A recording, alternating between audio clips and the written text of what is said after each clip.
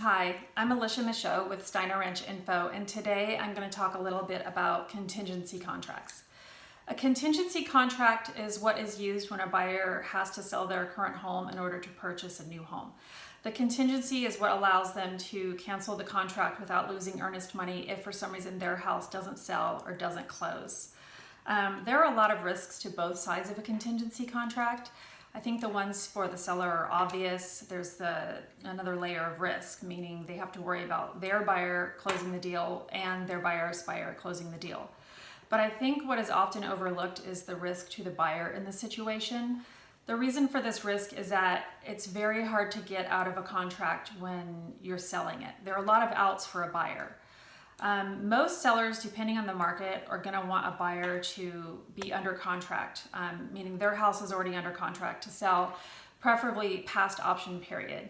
At that point, the buyer really doesn't have an out for selling that home. However, the seller of the house they're purchasing could get another non-contingent offer, and the contingent buyer would lose the home, leaving them with nowhere to go. Also, if you get your house under contract and then you go to inspect the new home and you find things that are unacceptable to you, again, you're stuck. Your house is already under contract. Also, if you go to negotiate repairs on the new house, that seller knows you're kind of stuck. So you're not going to have a lot of leverage with negotiating things once you get under contract on the new home. Having said this, contingency contracts go through every day. Most buyers have to sell their home in order to purchase the new one. So it's very, very important that you have someone experienced working for you. Or honestly, you could end up homeless. You could end up having to rent a house and have a double move. These are things that are not fun, not preferable, and not going to be a problem if you have someone good watching your back.